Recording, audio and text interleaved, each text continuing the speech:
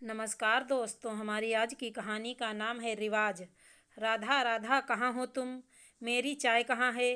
राधा बहू, बाथरूम में मेरा गर्म पानी रखा कि नहीं? मम्मी, मेरा होमवर्क तो करवा दो, नहीं तो कल टीचर सबके सामने पनिश करेंगी। मम्मी, मेरी एग्ज़ाम है, ये याद नहीं हो रहा है, करवा दो ना प्लीज़। भाभी देखो ना, धोबी ने मेरी शर्ट कैसी प्रेस की है।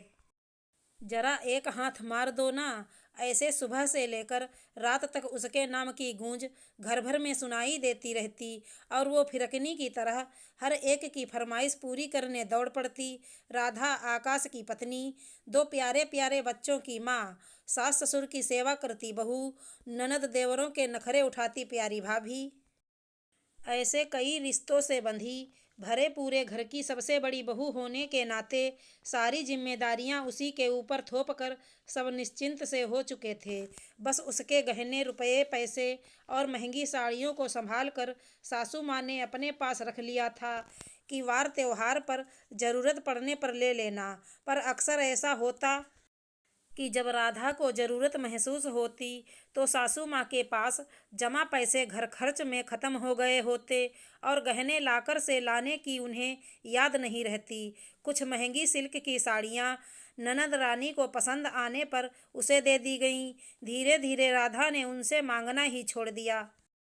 उसकी खुशियों की किसी को कोई परवाह ही नहीं थी। जैसे वो बस सबकी ज़रूरतें पूरी करने का एक माध्यम बन गई थी। जब भी उसकी किसी मामले में बहुत ज़रूरत होती तो घर भर का प्यार उसी पर न्यौछावर होने लगता, खासकर पति आकाश का।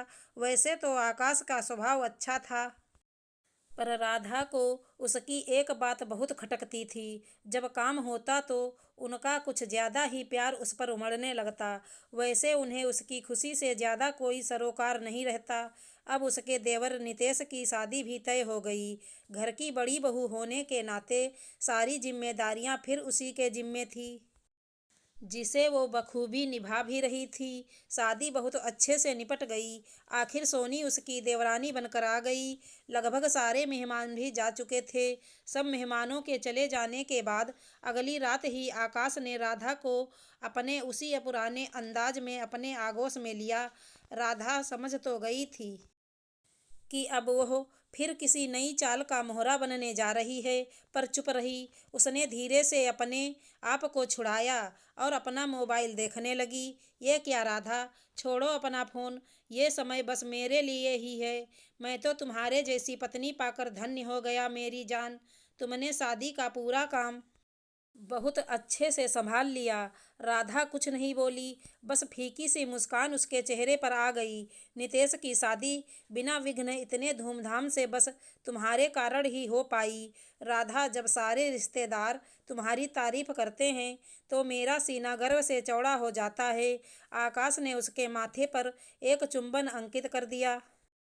राधा को लगा जैसे किसी ने उसे गरम गरम अंगारों से दाग दिया हो। शादी के 6 सालों में वो अब इस प्यार के इजहार का अर्थ बहुत अच्छी तरह समझ चुकी थी। क्या बात है मेरी जान, इतनी चुप क्यों हो? कुछ बोल क्यों नहीं रही हो? मैं बहुत थक गई हूँ, बहुत नींद आ रही है मुझे, राधा ने धीमे स्वर में कहा। सबके लिए समय है और बस मेरे लिए ही नहीं। मेरे साथ इतनी नाइंसाफ़ी क्यों? उसका मन हुआ कि कह दे कि क्या काम आ गया आज जो इतना प्रेम जता रहे हो, पर अब तो उसकी आकाश से लड़ाई तक करने की इच्छा खत्म हो गई थी।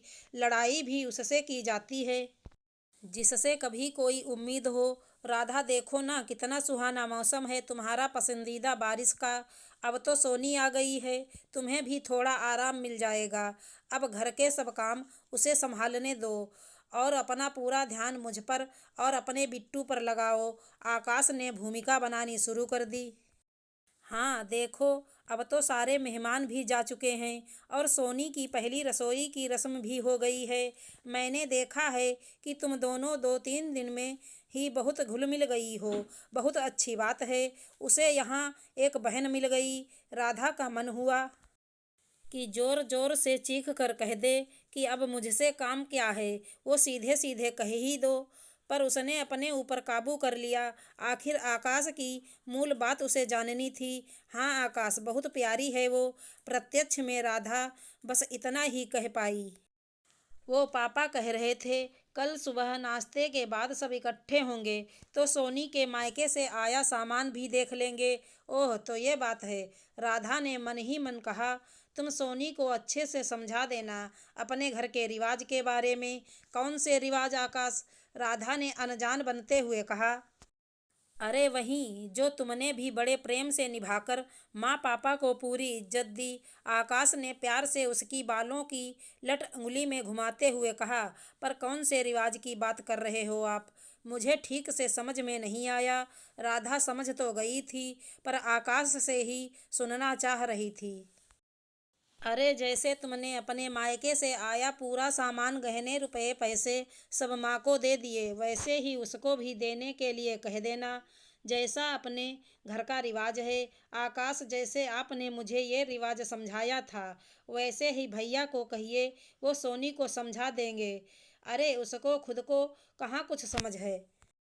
तुम तो सब बहुत अच्छे से संभाल ही लेती हो, ये काम भी बखूबी कर लोगी। अच्छा चलो, बहुत रात हुई, अब बस बातें ही करती रहेंगी या फिर? कहते हुए आकाश ने लाइट बंद कर दी।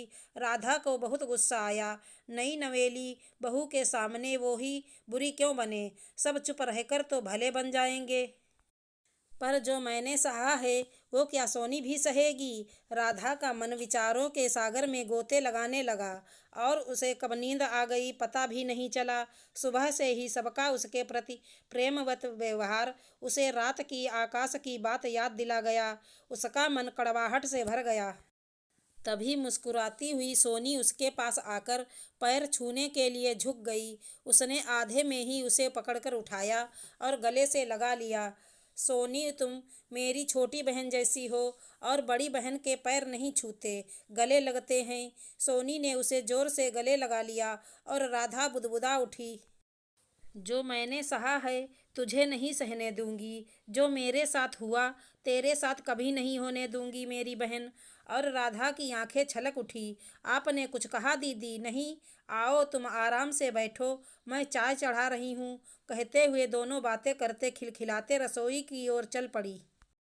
उधर जब घरवालों ने ये दृश्य देखा तो उन्हें लगा कि राधा पहले सोनी को अपने विश्वास में ले रही है, फिर वो वही करेगी जैसा उसको कहा गया है।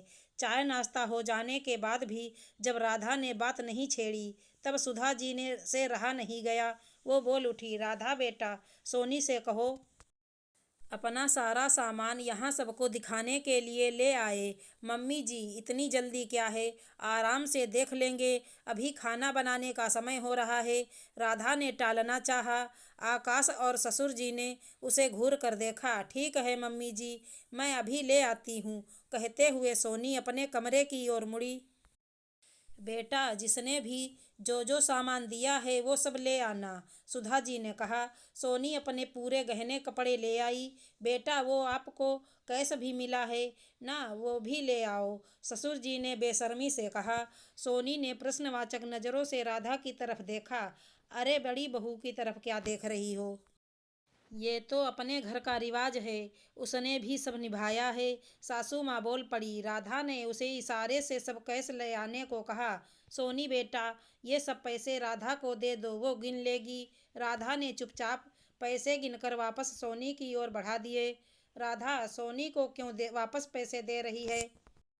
ला बेटा, ये सब पैसे तू अपने पापा जी को दे दे और ये सब गहने उठाकर मेरे कमरे में चल, अलमारी में रख देती हूँ, सुधा जी ने राधा को आदेश दिया। सोनी का चेहरा उतर गया। चिंता मत कर बेटा, ये सब तेरी सासू माँ के पास सुरक्षित रहेगा, तुझे जब चाहिए वो निकाल कर दे देंगी। अपने घर का यही रिवाज है, बहुएं अपना सब सामान सासू माँ को सौंप कर निश्चिंत हो जाती हैं। बड़ी बहू ने भी खुशी खुशी अपना सब सामान दे दिया है ना राधा बेटा? बताओ छोटी बहू को, ससुर जी ने यथासंभव अपनी आवाज़ में घोलते हुए कहा। पर पापा जी, इन पैसे से तो बहुत सी चीज़ें खरीदनी हैं। और फिर अभी नई नई शादी हुई है तो कुछ गहने तो रोज ही पहनने पड़ेंगे। सोनी ने सकुचाते हुए कहा। हाँ तो सब तुम्हारा ही है बेटा, कौन से गहने रुपए भागे जा रहे हैं। अपने घर में सब बिल्कुल सुरक्षित ही रहेगा, जब कहोगी मैं निकाल कर दे दूंगी। देखो राधा भी अपना सब कुछ मुझे ही सौंप कर कितनी निश्चिंत हो गई है। सासू माँ ने राधा की तरफ देखकर हामी भरने का इशारा किया। मम्मी जी, आपने बिल्कुल सही कहा कि गहने रुपए अपने घर में सुरक्षित ही हैं, तो फिर आपकी अलमारी में रहें या सोनी की, क्या फर्क पड़ता है। अब देखिए ना, मुझे ही आपसे बार बार मांगने में शर्म आती है, तो फिर ये तो नई नई है, कैसे मांग पाएगी। अभी इसी के पास रहने दीजिए, इसे भी तो जिम्मेदारी संभालने दीजिए। राधा की बात सुनकर सोनी ने चैन की सांस ली। तभी ससुर जी की तेज आवाज सुनाई दी। ये कौन सा नया रिवाज ला रही हो बहू, जो अभी तक होता आया है वही होगा। सारे रुपए गहने तुम्हारी सासू माँ ही संभाल कर रखेंगी। आकाश, ये राधा क्या बकवास कर रही है। लगता है अपने घर की रीत रिवाज भूल गई ये। ससुर जी का बदला रूप और सासू माँ का तमतमाया चेहरा देखकर सोनी को सब माजरा समझ में आ गया। उसने राधा की तरफ कृतज्ञता भरी नज़रों से देखा और कहा, अपने घर के रीत रिवाजों का मैं भी सम्मान करती हूँ, पर दीदी सही कह रही है। हमें भी अब अपनी जिम्मेदारियों का एहसास होना चाहिए। जब तक हम अपनी चीज़ें खुद संभाल कर रखना नहीं सीखेंगे, तब तक दूसरों की जिम्मेदारियां कैसे उठाएंगे। वैसे भी मम्मी जी के अब आराम करने के दिन हैं, इतनी टेंशन उन्हें देना ठीक नहीं है। कहते हुए सोनी ने अपना सब सामान समेट कर अपनी अलमारी में रख लिया। राधा के ओठों पर मुस्कुराहट आ गई। सोनी की बात सुनकर घर में मानो भूचाल आ गया। देवर नितेश चुपचाप खड़े थे, पर बात बढ़ती देख उन्होंने सोनी का पक्ष लेते हुए कहा, मम्मी पापा रहने दीजिए ना, कुछ दिन ये सब। सोनी के पास ही उसके भी अपने कुछ अरमान हैं, फिर सब सामान तो हमारे घर का ही है ना, कहीं नहीं जाएगा। कुछ दिनों बाद मैं खुद ही आपके पास रख दूंगा। राधा ने राहत की सांस ली। उसने प्रश्नवाचक नज़रों से आकाश की ओर देखा। आकाश ने नज़रें झुका ली। वो भी अब समझ चुके थे कि काश उन्होंने भी शुरू में राधा का साथ दिया होता, तो आज उसके पास उसके गहने और रुपए सुरक्षित होते। अपने भाई और बहन की शादी में हाथ तंग होने और बाद में बनवाकर दे देने का झूठा आश्वासन देकर राधा के अधिकांश गहने बट चुके थे। रह गया था तो हमेशा गले में रहने वाला एक पतला सा मंगलसूत्र, कान में छोटे छोटे टॉप्स और हाथ की 4 चूड़ियाँ।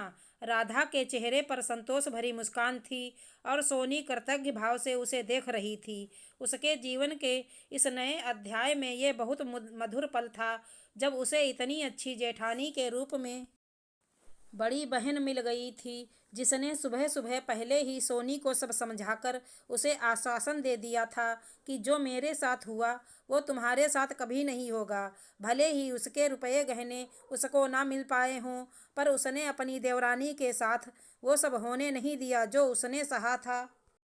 और राधा के लिए भी मानो यह सुबह आशाओं की नई किरण लेकर आई थी। आज सोनी के साथ अन्याय ना होने देना उसकी ज़िंदगी के सबसे खुशनुमा पलों में से एक था।